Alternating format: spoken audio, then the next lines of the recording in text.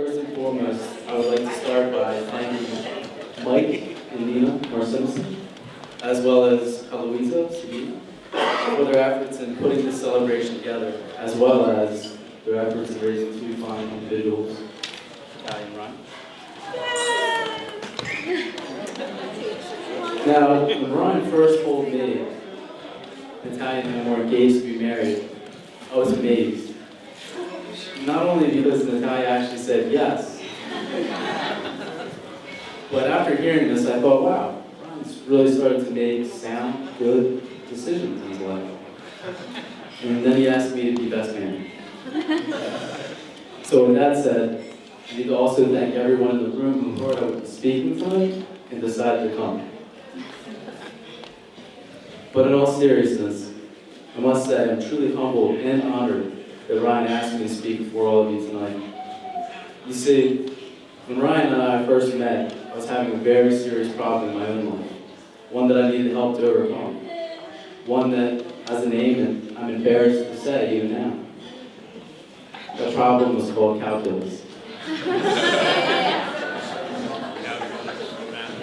But Ryan helped me, and we worked tirelessly together to teach me the abstract concepts of calculus, of which I remember none.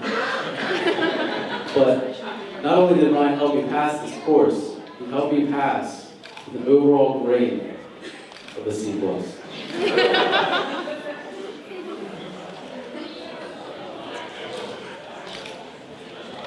Since our torturous tutoring sessions together, Ryan has always been a generous and honest friend. The kind of guy that would give you the shirt off his own back, which, in my case, he actually did. See, one night when Ryan and I were about to go out with friends, I met him at his parents' home. I walked in, and when I walked in, I saw his mother, Nina. She took one look at me, she looked me up and down, and then she turned her head left to right and said, no, honey, you cannot go out looking like that on the first date. You can thank me, Pam. See, this was a first date with my girlfriend of almost 2 years ago. And after hearing this, I have to say, I didn't feel too confident. But right then and there, I look over, and Ryan's taking his shirt off. And he hands it to me, and he says, here, take this. It's a good shirt. You can wear this tonight. Well, I put it on, and I have to say, it's a little tight, but somehow I managed to get a second date. And it's qualities like these that I witnessed from Ryan, from teaching me calculus to taking his clothes off for me. Maybe more. Which made him a great friend, and I know will make him an even better husband. I've also had the pleasure of getting to know Natalia, who I see these same selfless, caring qualities in as well. And I know that these qualities will make them perfect together now for the rest of their lives. So, I have to say, I'm one of the happiest people in this room to see all this come to fruition. And now I'd like everyone to join me in a toast to Ryan and Natalia. Congratulations. Cheers.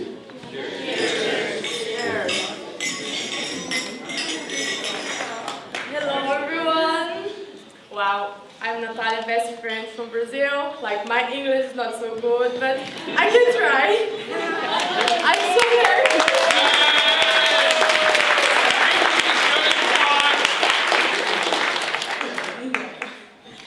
Well, I'm not friends since the first one in university. And it was so funny when I met her the first time. We was drunk because it was first time in the university, and it was so good. But she stopped the university because her dream is like to live in Canada. Yeah, she tried to live in Canada all the time, but Ryan changed everything. I was in Australia and she called me and said, Carol, I can't live in Canada anymore because I'm loving in America. And I'm so happy here, and maybe I will get married next year. I say, oh my God, what has happened? Because always she say I need Canada, but now she's American as well. Well, I don't know what I say.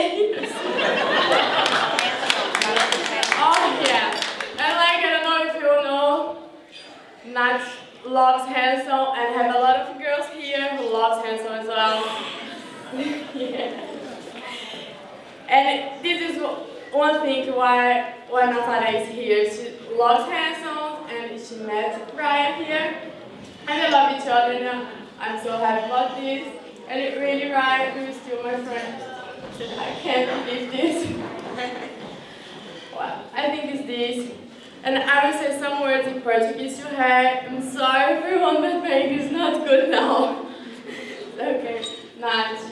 Você não tem som, tá muito feliz de estar aqui.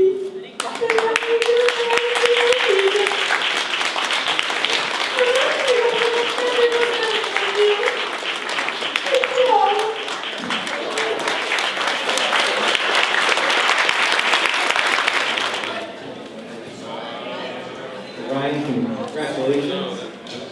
Never thought I'd see this. Seems like just yesterday. December 21st, 1985. That was the beginning of your journey. You were born after, there was a lot you didn't know, and since you were the first grandchild, there was a lot the whole family didn't know about kids, about this whole process. In the middle of all that, your Aunt Lisa brought egg to the labor room. It was Christmas after all. We just couldn't believe it. You're sitting there in labor and going through this, eggnog didn't help. You were born after a relatively short labor compared to Amy's.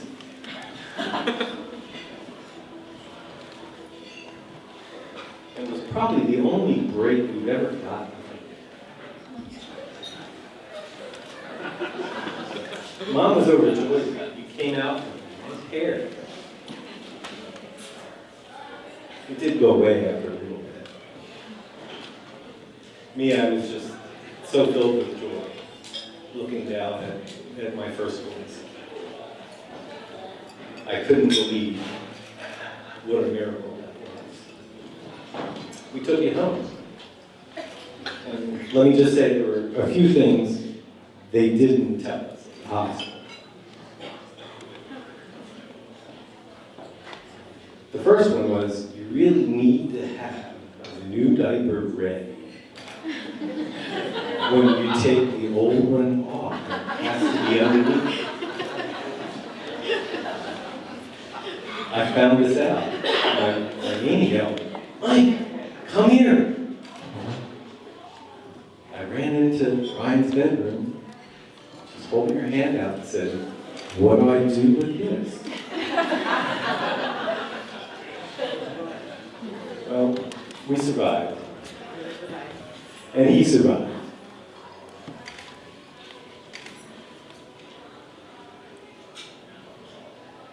And we watched you mature and grow up. You took your first job with Joe and Judy Moses. And little did we know, they would actually become your adopted grandparents. And they were a significant part of your life. Where is Joe? And they helped you grow up, gave you some spare money, which was good for us. And the lessons you learned from them helped. What kind of grades did you get, Joe? Pretty good. So he must have taught him well as his adopted grandparents. He told us it was just for the coffee when we were over there. Oh, the truth is out. Most of all, you learned growing up how to be a good and loyal friend. Sadly, Ryan's best friend, Chris Reynolds, passed away. His maturity and loyalty showed up when he helped us all to say goodbye to Chris that very sad day. And I just want to say, we all miss Chris right now. He was our first adopted son, our second adopted son, sitting right over there. Now, all this leads us to this moment. You both are married. And let me just say, we can't be any happier with our new daughter. So, congratulations.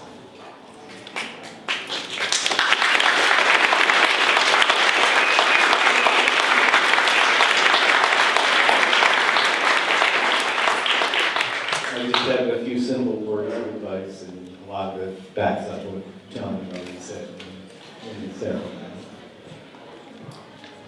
And everything you do, Ron, should be to love and cherish Natalia. And to put her first, after God, of course, in everything you do, everything you say, and everything you are. I can say from my own personal experience that troubles come when I break that word.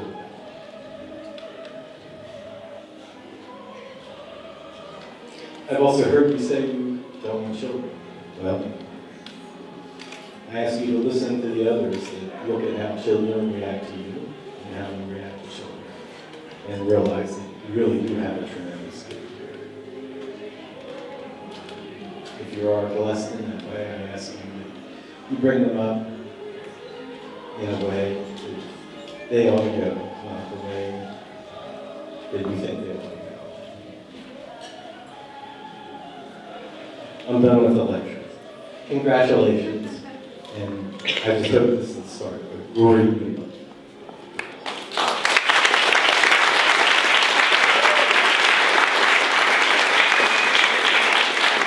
I have no note cards, so everyone can boo me off the stage if you need to. I have a lot to follow. My dad made an excellent speech. My best man made a best speech.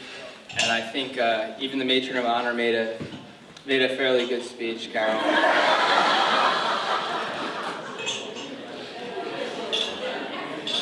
I talked to my best man a little bit beforehand, and there were some inappropriate things that he promised he wouldn't hit on, so he allowed me to hit on them, so I could touch on those topics later in the evening. So first off, I want to thank everyone who is here to help us. The DJ's been doing an excellent job, the photographer, the videographer, everyone giving them a hand.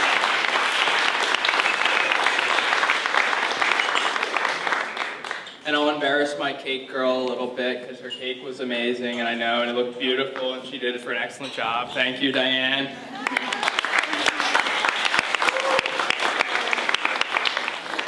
And all my groomsmen for helping with the ushering, which is very hard. It was very cold outside. Thank you a lot. And all the bridesmaids, I'm not sure what they did, but thank you. I do appreciate, Gracie did help me pick up the shuttle van to shuttle all the drunk people home tonight, so so give Gracie a round of applause, please.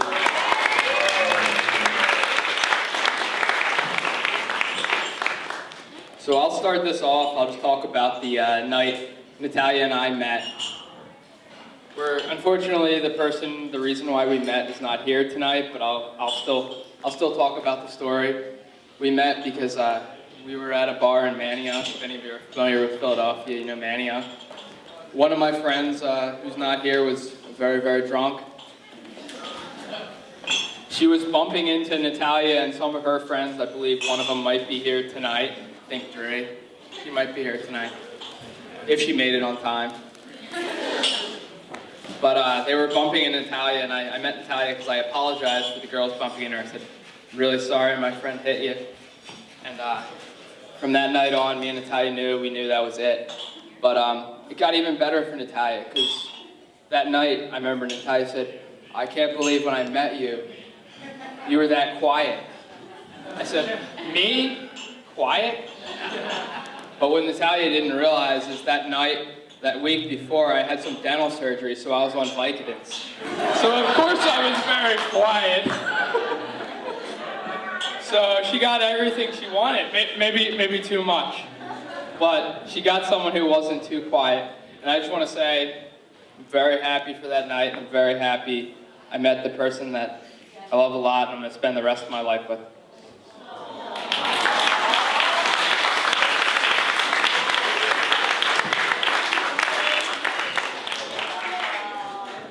And also thank Aaron for driving everyone back tonight.